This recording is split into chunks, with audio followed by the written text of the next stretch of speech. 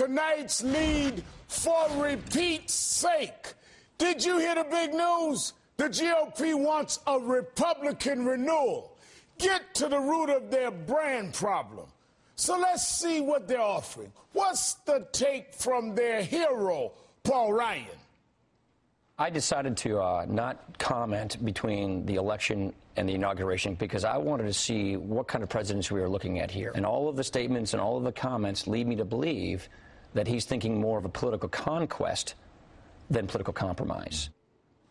Pity party. Table for one, please. The GOP is stuck on this one. The President Obama's trying to destroy the GOP, trying to shove them into the dustbin of history. Here's a hint. President Obama doesn't need to do that. Republicans are doing it just fine all by themselves. For all their bluster about change, GOP leaders insist on no overhaul at all is needed. One GOP official even says, quote, "We don't need a new pair of shoes. We just need to shine our shoes." Shine their shoes? That's not good enough. Republicans need to try walking in someone else's shoes for a change. Because for all their talk about outreach to women, the RNC just approved a resolution calling on Congress to defund Planned Parenthood with no objections. And while support for women's rights to choose is at an all-time high, here's what Speaker Boehner says is his fundamental goal. With all that at stake, it's becoming more and more important for us to share the truth with our young people and to encourage them to lock arms, speak out for life, and help make abortion a relic of the past. Let that be one of our most fundamental goals this year. Meet the new GOP. It's just like the old one.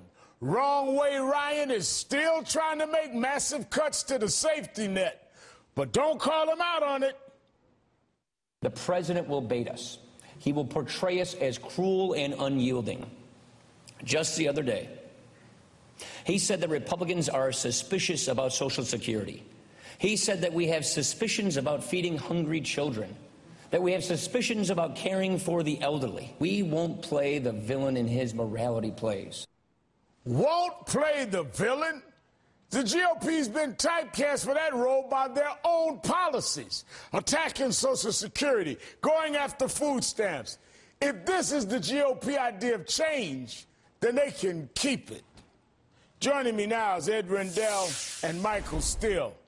Michael, let me start with you. Hey, Rev. For all the talk of Republican renewal, I'm not seeing much substantive change from the GOP. Are you? No, I'm not, and I can't take issue with much of your lead in there because, framing the argument begins with galvanizing the base around some core ideas and principles that you're going to use as the foundation for policy pronouncements and a direction for the country.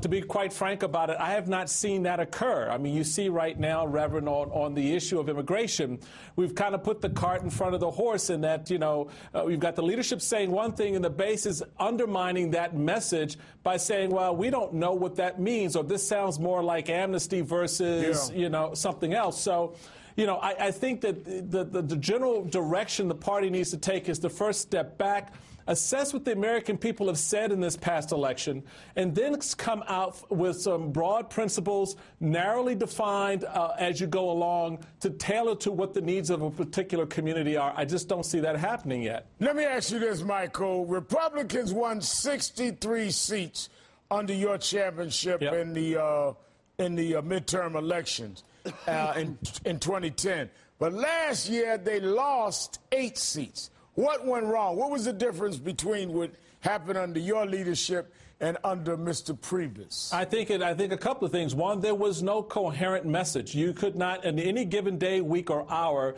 discern exactly what the GOP was going to fight for on behalf of the American people and what they would do once they were given the opportunity to win the White House or to expand in the Senate. Number two, in terms of reaching those core voters, there was no real strategy or ground game. They had this beast whale program called Orca. They wanted to blame it, oh, that was Mitt Romney's program. But the RNC, well before you got into having a presidential nominee, should have had its ground game in order, reaching those many voters and galvanizing around that message. So it was very clear what we were going to do in 2009 and 2010. Our objective was to engage on health care, engage around big issues. You may have disagreed with what we were saying. You and I had those battles, Reverend. But the fact of the matter is people knew what we stood for and what we were fighting for. You don't seem too impressed with Mr. Priebus as your successor that took the mantle of such a great victory and turned it upside down. You seem a little disappointed in your success. I'm very disappointed, but I'm enlightened that they're now You're very disappointed in your success. I just want to be clear that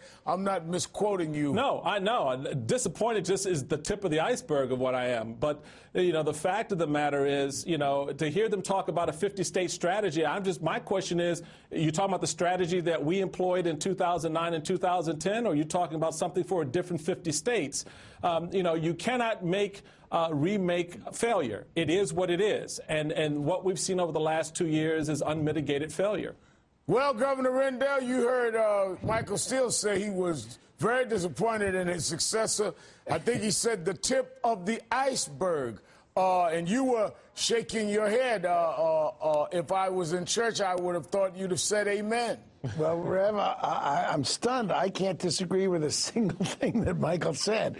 The problem with the Republicans right now is that they believe all they have to do is burnish the message. All they have to do is make the message more effective. They're dead wrong. It's not the message. It's the underlying policy.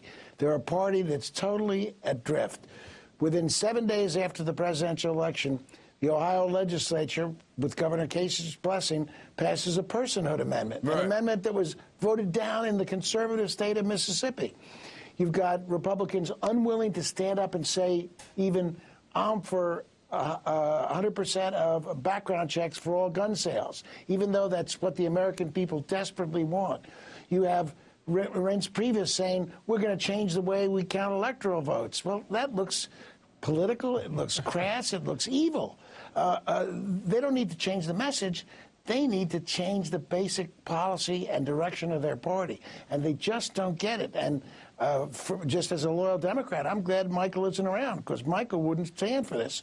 Michael would be steering them in a very positive direction instead of this negativism. We can't win the general election, so let's change the rules by changing the way electoral votes are counted, but only in the blue states. Well, Michael, do you think the way they are behaving now and the way they've laid out this plan under President Chairman Priebus, do you think they can win in the midterm election or in 16 if they stay the course the way they've laid it out now? I think it's difficult, Reverend, when you look at the fact that we picked up those 63 seats. The Democrats had a 25-seat majority. We lost 8 seats.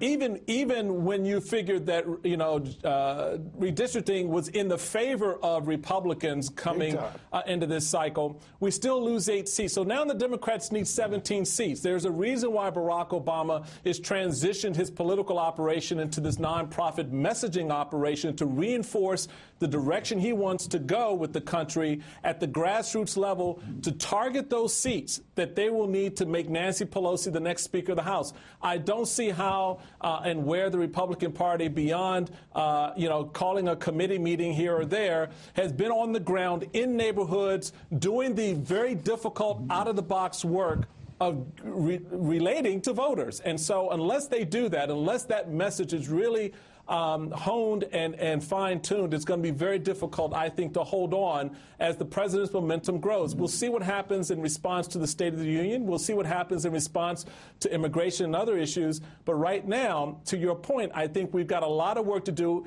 and it starts with making sure that you have your base behind the steps you want to take. You just can't go out and say, oh, Obama's a bad guy, follow us. Now, Governor, talking about base behind, Politico says the RNC meeting focused on broadening the appeal to minority voters.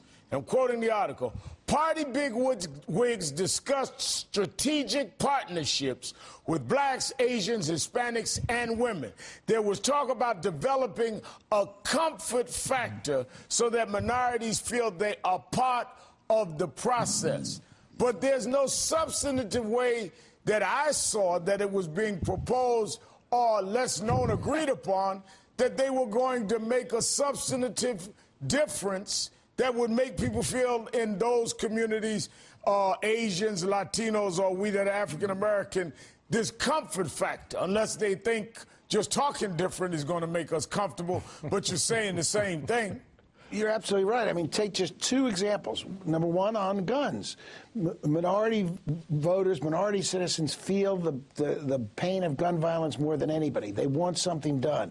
If the Republicans stand up and hew the NRA line, they can forget about African-American voters and forget about most Latino voters. Number two, on elections, this idea that we were going to change the way we count electoral votes so that urban areas don't have too much power. Well, who lives in urban areas? Right.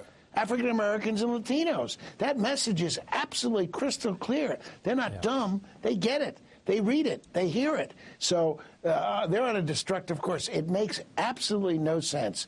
I can't figure it out. All I can say is amen. Hey, Rev, on that last point, I think it's critical. If you're trying to reach out to voters, is a term I hate, by the way.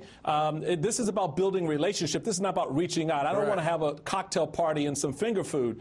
But if you're talking about really connecting with those voters, if they perceive your message to be racist, to be exclusionary, and to be disenfranchising their ability to participate in the system, such as the voting issue, then stop that message.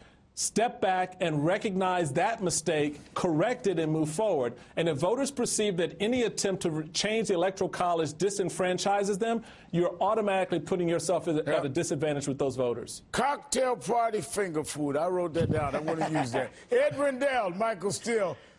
It's been a pleasure having you tonight, Mr. Steele. Thanks for your time.